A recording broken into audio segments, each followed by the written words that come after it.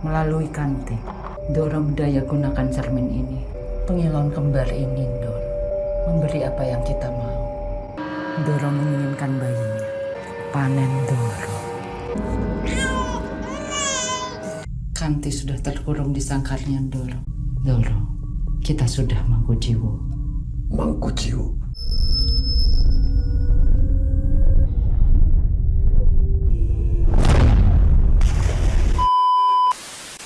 Hai, balik lagi di Plus 62 Cinema. Thanks for the click this video. Mangku Jiwo, sebuah film horor yang merupakan prequel dari series Kuntilanak yang tayang di tahun 2006 hingga 2007. Mangku Jiwo membahas masa lalu dari sekte pengendali kuntilanak tersebut ketika mulai didirikan oleh abdi keraton bernama Brotoseno. Selain itu, di film yang disutradarai oleh Azhar Hanoi Lubis ini juga menceritakan awal mula kemunculan sosok kuntilanak, di mana dulunya merupakan seorang wanita yang kerap disiksa hingga meninggal saat ia tengah hamil tua. Jiwa dari wanita tersebut yang terperangkap dalam pusaka kerajaan bernama Pengilon Kembar kemudian menjelma menjadi kuntilanak yang bisa dipanggil oleh seseorang yang memiliki wangsit. Untuk mengetahui lebih jauh lagi, kalian bisa simak alur cerita selengkapnya dari Mangku Jiwo ini. Namun terlebih dahulu, tekan dulu ya tombol subscribe-nya biar kalian gak ketinggalan update terbaru dari Plus 62 Cinema.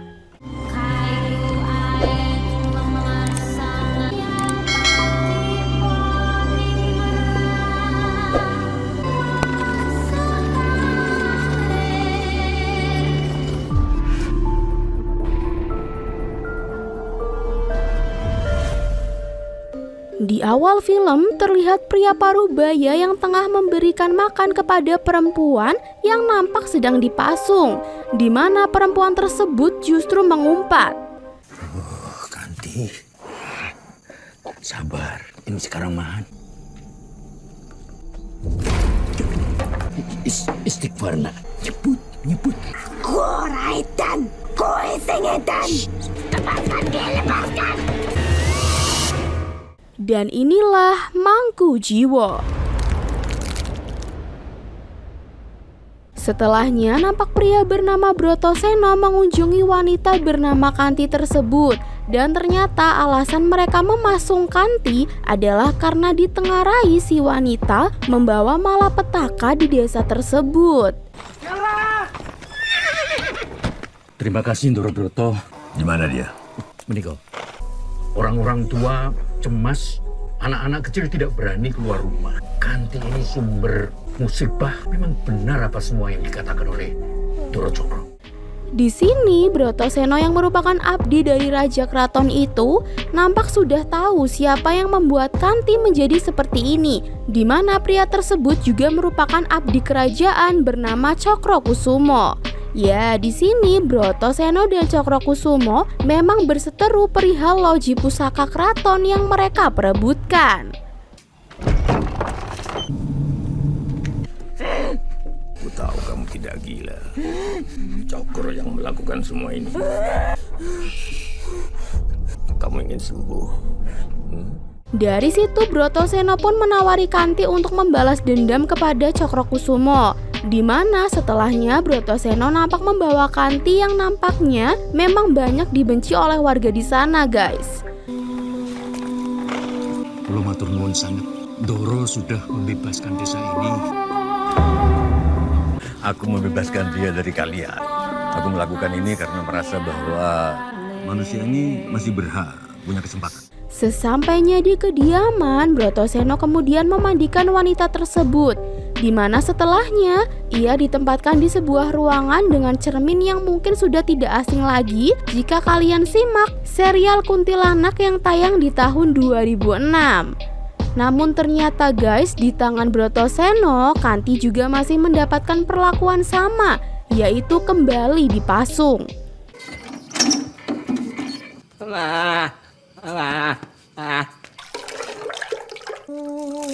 Lima situasi anak koniwa. Sana ambil makan buat dia. Ini cara yang terbaik, Kandi.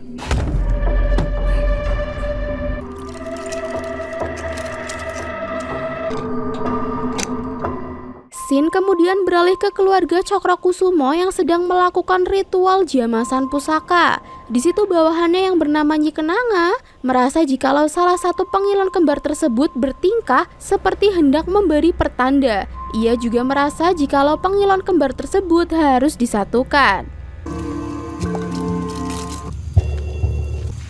Aku sudah ngomong, gak usah repot-repot nyamas di sini. Kamu kan biasa melakukan di loji.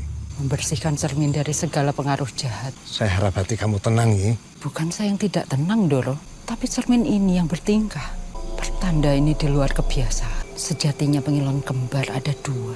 Mungkin jika keduanya disatukan, segala sesuatunya akan kembali sesuai dengan tempatnya. Karena keberadaan pengilon kembar berada di kediaman Brotoseno, Cokrokusumo justru menyuruh Nyi Kenanga untuk berhenti membicarakannya dan lekas pergi dari sana. Di mana satunya lagi? Ada di Ndoro Cokro dan Ndoro Broto. Cukup! Cukup ini!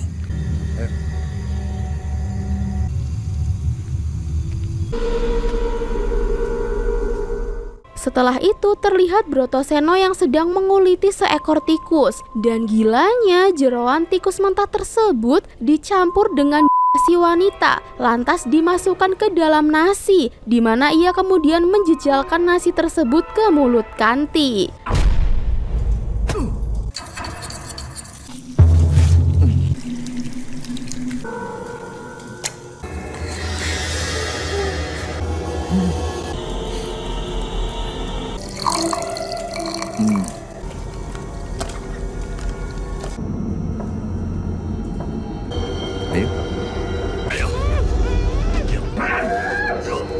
Tidak hanya itu guys, ia kemudian membawa ayam hitam yang sudah disembelih sambil terus membaca mantra yang membuat si wanita kemudian halusinasi melihat hewan-hewan melata. Aku ora edan.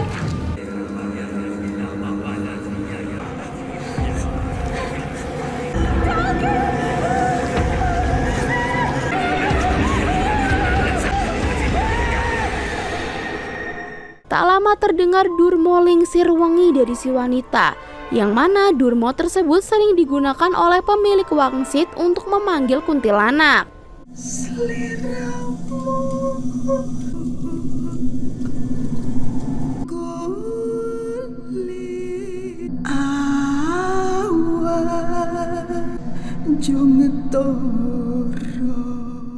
Kini scene beralih ke seorang gadis bernama Uma yang nampak sedang bercermin di dalam kamarnya. Tak lama temannya pun datang memberinya kejutan ulang tahun, di mana setelahnya ia nampak hendak pergi bekerja.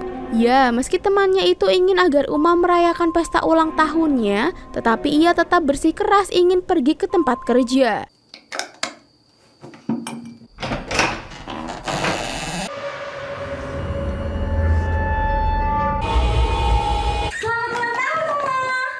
Anda, kamu. Selamat ulang tahun ya sayang. Panjang umur dan bahagia selalu. Nonton bioskop kek, bukan malah kerja kayak begini. Kemana kita? Kerja. Masa malam minggu kerja sih? Untuk mempermudah, di sini gue langsung kasih tahu aja ya guys ya. Jikalau scene yang menampilkan sosok Kanti adalah scene di masa lalu, sedangkan scene yang menampilkan Uma adalah di masa sekarang. Ini karena nanti alurnya bakalan maju mundur. Jadi di sini gue kasih tahu dulu biar kalian enggak bingung. Scene kemudian beralih ke tempat di mana Uma bekerja, yaitu di sebuah hotel. Di sana sang penyewa hotel nampaknya hendak melakukan transaksi penjualan pusaka Jawa secara ilegal. What is that supposed to mean, Bu Camilla? Kami beri Anda harga standar. Saya tidak percaya benda-benda pusaka ini hanya koleksi galeri di negeri Anda. Benar, dan harga itu sudah bagus. Di situ, sang penyelundup barang pusaka ilegal bernama Carmilla merasa ditipu oleh Mr. Raymond, di mana Carmilla mendapatkan informasi bahwa pusaka yang dibeli oleh Mr. Raymond darinya ternyata bukan untuk benda koleksi, tetapi untuk kebutuhan riset, yang mana harga jualnya seharusnya lebih tinggi dari yang dipatok. Tapi Anda menipu kami, Mr. Raymond. Anda menjual benda pusaka ini sebagai benda riset. Di negeri Anda yang gaya ini, benda-benda semacam ini dibiarkan berceceran, disalahpahami sebagai benda-benda terkutuk. Anda sudah memasuki urusan pribadi saya. Tak tinggal diam, Mr. Raymond juga menyanggah tuduhan Carmilla yang membuat suasana menjadi tegang. Tak lama datang anak dari Cokrokusumo bernama Pulung yang langsung masuk ke dalam pembicaraan. Mr. Raymond, Anda tahu apa yang terjadi di ruangan ini sangat berisiko. Mengintimidasi seorang warga asing seperti saya. Di saat yang sama, Uma yang bertugas sebagai waiter nampak hendak menuju ke sana, di mana salah satu anak buah Carmilla yang bernama Herman justru menyerang Mr. Raymond hingga tewas. Dari sekedar intimidasi, saya bisa melakukan hal lebih. Herman. Bodoh kamu, Herman. Sialnya, Uma justru melihat peristiwa tersebut hingga ia yang mencoba kabur akhirnya dapat ditangkap oleh Herman. Ia pun mulai disiksa oleh mereka, di mana Pulung yang tak ingin masalah bertambah besar kemudian meminta agar ia saja yang menangani Uma. Hai cantik.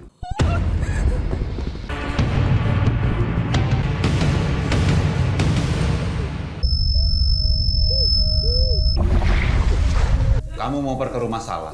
Carmilla, cukup satu masalah besar hari ini.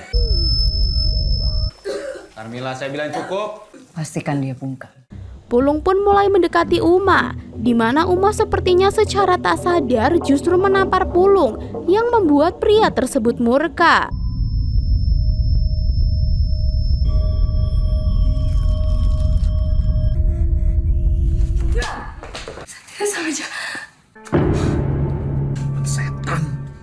Sementara itu, pengilon kembar juga nampak mulai gelisah saat Pulung mulai menindih tubuh Uma untuk dimantap-mantapi. Anehnya, Uma juga nampak mulai bergairah dengan perlakuan tersebut hingga tiba-tiba seketika Pulung pun di tangan Uma. Kemudian kita kembali ke masa lalu di mana Brotoseno masih saja menyiksa dan mengintimidasi Kanti, di mana setelahnya ia juga nampak mengambil ayam cemani yang langsung diminumkan kepada Kanti. Pahamu mulus bagai pualam. Aku akan memberimu anak yang akan mengangkat martabatmu. Tapi dia menipumu.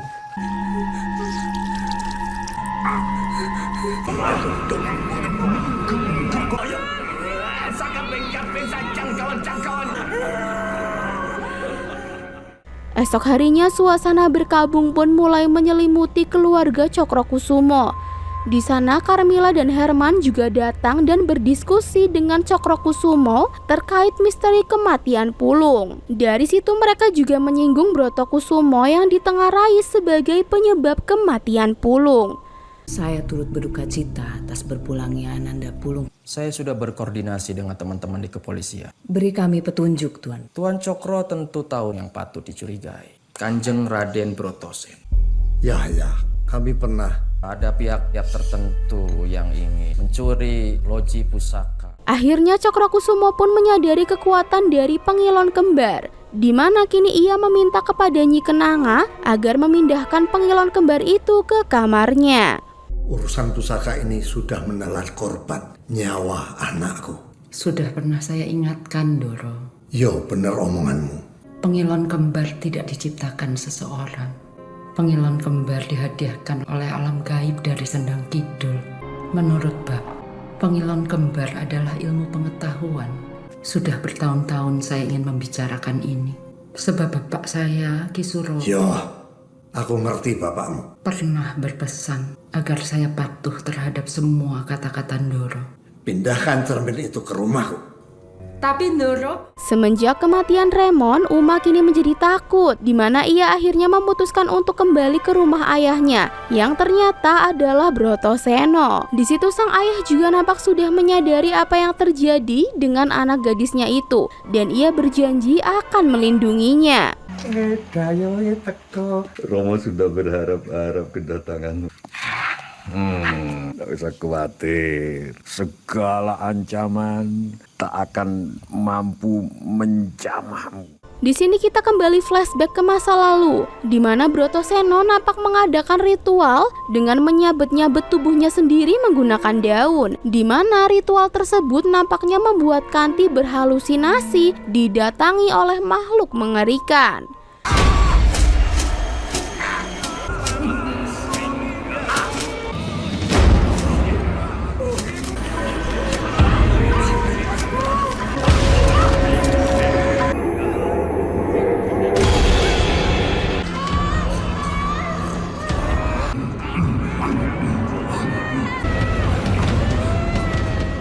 Naas, sang pembantu Brotoseno bernama Sadi juga hanya bisa pasrah mendengar teriakan Kanti, di mana saat ritual usai ia terlihat mengobati juragannya tersebut. Kemudian napak Herman juga datang ke sana mencari Uma untuk diinterogasi perihal kasus pulung, di mana Brotoseno jelas menolak untuk menyerahkan Uma. Untung saja Herman akhirnya pergi meski ia sendiri berkata akan kembali untuk mencari bukti-bukti.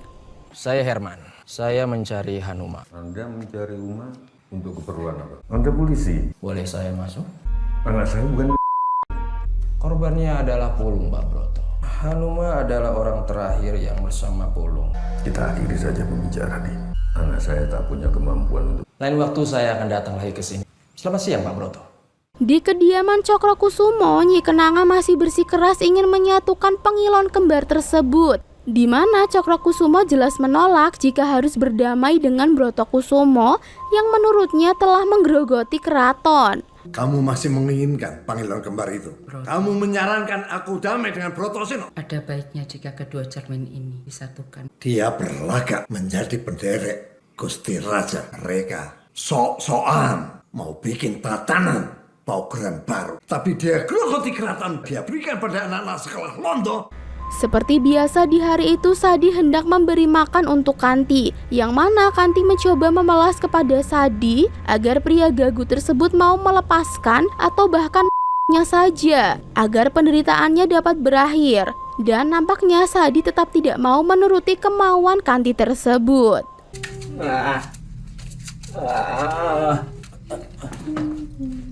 Doromu tidak pernah berniat mengobati aku. Kamu tahu persis itu, Sadi.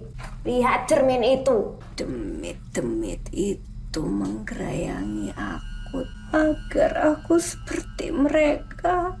Lebih baik kamu lepaskan aku, Sadi. Sadi, tolong, Joket. Kini kita kembali ke Uma. Ia dibawa oleh ayahnya ke ruangan tersebut yang menurut perkataan Brotoseno, Uma dulu lahir di tempat itu. Kamu lahir di sini, Uma. Kenapa Romo baru mengizinkan aku masuk ke dalam sini? Tapi kita jarang bicara. Sebab di sini aku selalu merasa kesepian.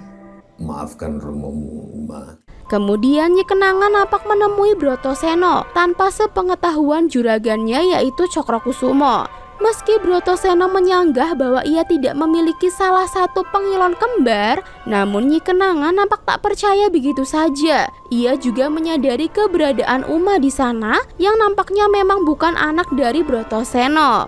Kamu merasa bahwa aku masih menyimpan cermin itu, Nyi? Pengilon kembar masih lengkap ketika Ndoro masih berwenang di loji pusaka. Aku sudah tidak menyimpan benda-benda itu lagi, Nyi. Pekerja batik itu tampaknya paling muda. Apa anak itu anak Ndoro? Saya tidak pernah tahu Ndoro pernah menikah. Ya, di sini nampaknya Nyi Kenanga ingin agar Cokrokusumo yang menguasai logi pusaka dari keraton tersebut, di mana jelas terlebih dahulu ia harus menghabisi Cokrokusumo dan itu hanya bisa dilakukan oleh anak kandungnya sendiri. Di sini sudah jelas sih maksud kedatangan dari wanita tersebut adalah ingin berkoalisi dengan Brotoseno untuk menghabisi Cokrokusumo dan mengambil alih semuanya. Saya hanya membayangkan, Ndoro. Jadi kamu mau menikam bendaramu sendiri dari belakang? Lancang kamu, Nyi. Sebagai Kuncen Nyi, kamu mesti tahu ndak akan tumpas kecuali Oleh darah dagingnya sendiri. Kalau ini membuat Ndoro percaya, Ndoro Cokro tidak tahu menau tentang kedatangan ini. Permisi, Ndoro. Setelahnya Carmila nampak mendatangi Cokrokusumo dan ingin segera mengambil tindakan atas kematian Pulung, di mana mereka kini meyakini bahwa Uma adalah anak kandung dari Brotoseno yang harus segera mereka habisi. Anak Tuan sendiri sudah meninggal, itu sudah mengancam bisnis kita tuh. Brotoseno mengatakan anaknya bernama Uma. Brotoseno tidak pernah punya anak. Uma ini berbahaya. Dia telah memergoki kami saat Remon mati di hotel itu. Tapi kalau betul ini anak Brotoseno, dia memang harus segera dibereskan.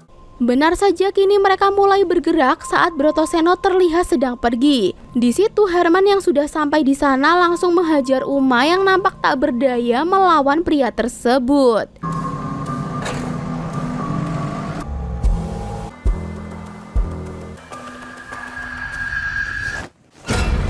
Hai Hanuma. Kamu mau apa?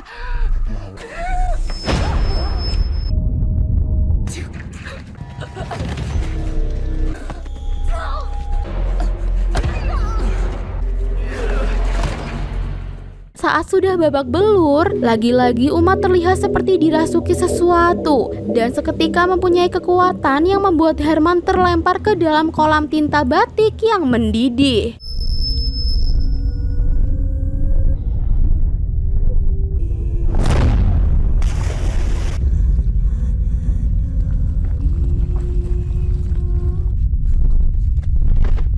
Meski begitu, ia juga nampak pingsan dan ternyata ia ditolong oleh Sadi yang tiba-tiba saja kembali ke rumah tersebut.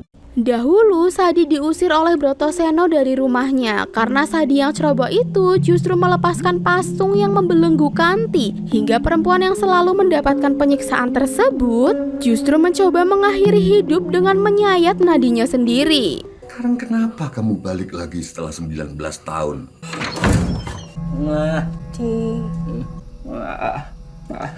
Tolong lepaskan.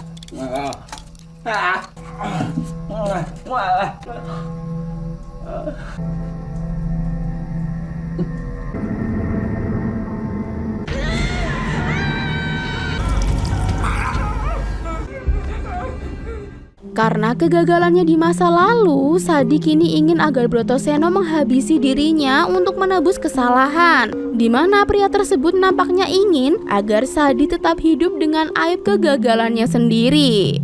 Kamu merencanakan ini semuanya.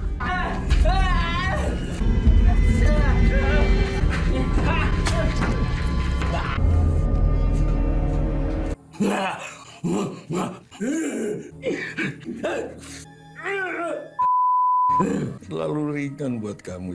Sana kamu pergi. Hiduplah kamu dengan aibmu. Setelahnya terlihat pula Carmila yang menemui Nyi Kenanga, di mana Carmila akhirnya tahu bahwa Uma bukanlah anak dari Brotoseno. Carmila sebenarnya tak ingin terlihat dengan perseteruan kedua pria tersebut, yang mana nampaknya Nyi Kenanga lah yang ingin agar salah satu dari mereka hancur. Saya mengirim seseorang, bukan balas dendam. Brotoseno tidak pernah punya anak. Saya tidak paham maksudnya, dan saya tidak mau terlibat. Bisnis Anda dengan Ndoro Cokro sangat bergantung pada loji pusaka, bukan? Bencana akan datang pada salah satu dari kedua Ndoro itu, dan kita akan terseret bersama. Lalu ia menceritakan kepada romonya perihal Durmo yang sering ia dengar, di mana saat mendengar Durmo tersebut pasti selalu ada pertumpahan yang mengikuti. Brotoseno pun menanggapinya dengan menceritakan masa lalu saat Cokrokusumo memfitnahnya membocorkan rahasia keraton kepada pemerintah Belanda. Ia juga berkata bahwa Cokrokusumo yang ingin menyingkirkannya itu mendesak kerajaan agar memberinya tugas yang jauh saat Ibu Uma tengah mengandung. Cokrokusumo memfitnahku. Aku dituduh membocorkan rahasia laskar ini ada di sana. Jahat sekali dia, Romo. Yang lebih jahat, dia sekaligus ingin menghancurkan seluruh hidup. Cokro mendesak raja untuk menyingkirkan tugas dalam waktu lama. Hingga Cokrokusumo mendatangi Kanti yang merupakan Ibu Uma dan membuatnya menjadi gila. Hingga saat ia pulang, naas Ibu Uma telah ganti. hingga ia terpaksa mengeluarkan Uma dari perut ibunya tersebut. Saat itu ibumu Kanti sedang hamil. Ia mendatangi ibumu. Cokrokusumo memanggil semua demit lewat binatang untuk menyesatkan pikiran ibumu hingga dia menjadi gila.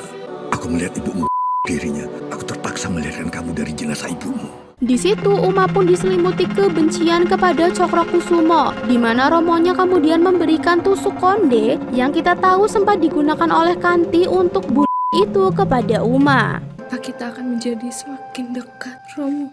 Kau hartaku yang paling berharga. Hanumaki nanti. Pakai ini, tusuk konde ibumu. Kamu akan tambah cantik seperti ibumu. Dulunya saat pertama kali Kanti bertemu dengan Cokrokusumo adalah saat Kanti yang seorang penari ronggeng membuat Cokrokusumo terpesona hingga sang abdi negara tersebut menghampiri Kanti yang kini nampaknya mulai menghantui Cokrokusumo.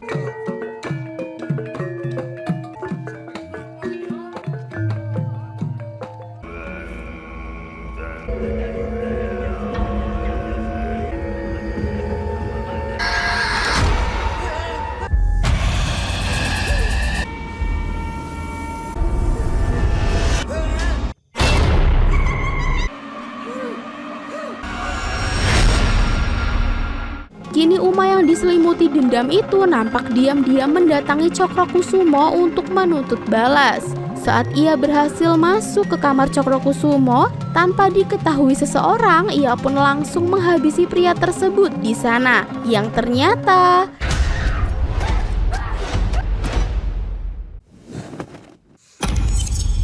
itu cuma jebakan guys. Dan kini Uma nampak diselamatkan oleh Nyi Kenanga sebagai perantara untuk persekongkolan menghabisi Cokrokusumo. Dan kini Brotoseno nampaknya setuju dengan rencana tersebut, di mana ia menunjukkan pengilon kembar kepada Nyi Kenanga. Apa Ndoro Broto masih tidak percaya? Saya sudah membawa Uma dengan tangan saya sendiri. Kamu ingin kita bersekutu, Nyi? Saatnya kita bicara lebih jauh. Pengilon kembar ini akhirnya akan bersatu. Dan dulu Kanti yang sebelumnya gagal mengakhiri hidupnya sendiri, akhirnya berhasil melakukannya dengan cara diri. Dan memang benar Brotoseno mengeluarkan Uma dari perut ibunya yang tengah melalui Kanti. Ndoro Mdaya gunakan cermin ini. Pengilon kembar ini, Ndoro, memberi apa yang kita mau.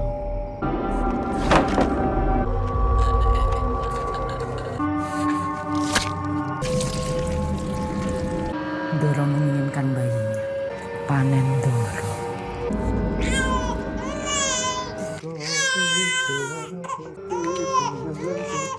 Setelahnya Uma yang sudah sadar pun memaksa ingin tetap balas dendam.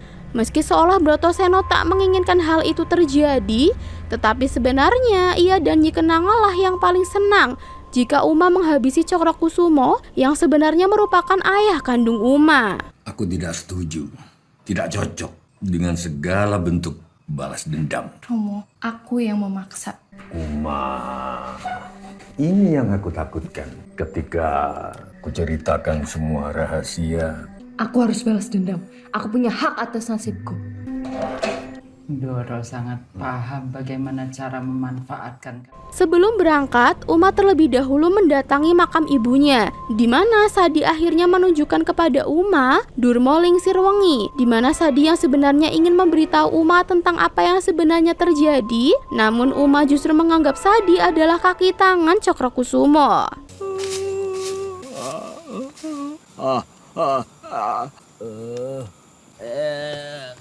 Lingsir Wengi, ojo tangi.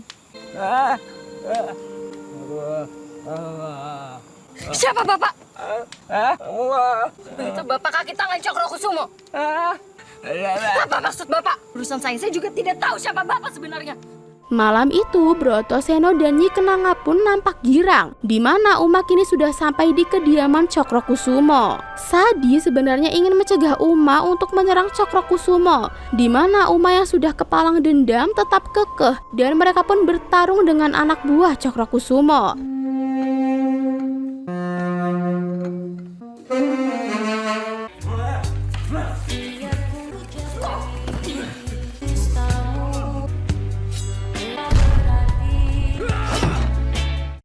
Saat Sadi menahan anak buah Cokrokusumo, Uma pun menemui pria tersebut, di mana tentu saja ia tidak dapat semudah itu untuk mengalahkannya. Dan kini ia justru babak belur dihajar oleh Cokrokusumo.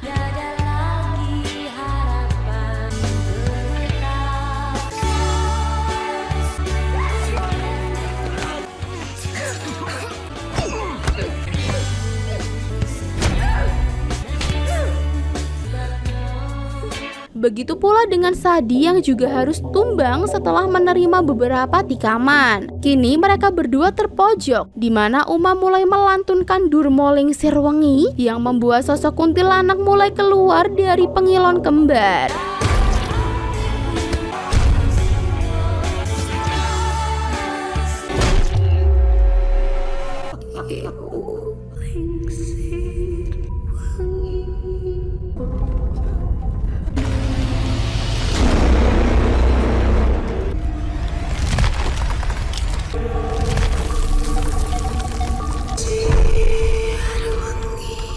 Melihatnya, Brotoseno dan Nyi Kenanga makin sumringah karena rencana mereka kini berhasil. Dan kini teriakan kuntilanak tersebut pun membuat orang-orang di sana menghadiri diri. Seliramu. Kita berhasil. Aku berhasil. Ternyata tetap menjadi milikku.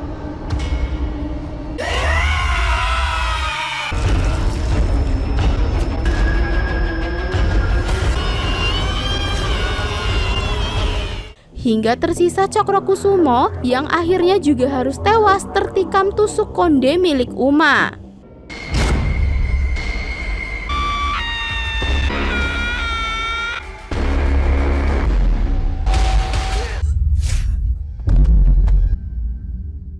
Dan sama persis seperti Samantha di film Kuntilanak 2006, setelah memanggil sosok Kunti, Uma pun juga memuntahkan belatung. Dan setelahnya Carmilla nampak ikut bersekutu dengan Brotoseno yang kini berhasil menyatukan pengilon kembar.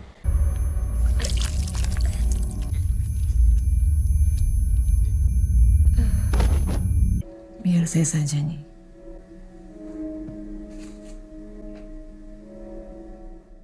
Setelah berhasil menyatukan kedua pengilon dan mengurung jiwa Kanti ke dalam pengilon, Nyi Kenanga berkata jikalau mereka ini sudah mangku jiwo, yang artinya memangku dan menguasai jiwa. Sekarang kamu sudah menjadi seorang putri. Kanti sudah terkurung di sangkarnya, Ndoro. Apa itu tidak cukup, Nyi? Selama Uma yakin bahwa kita ada di posisinya, Kanti tidak akan menyerang kita.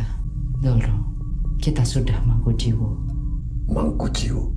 Memangku dan menguasai jiwa.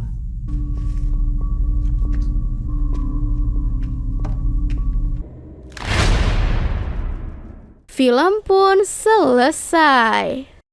Nah, itu dia seluruh alur cerita dari film Mangku Jiwo 2020. Ya, secara keseluruhan film ini didasari oleh dendam antara dua abdi kerajaan, yaitu Cokrokusumo dan Brotoseno, di mana Brotoseno yang tahu rivalnya tersebut menghamili penari ronggeng bernama Kanti, kemudian memanfaatkan keberadaannya sebagai sarana balas dendam.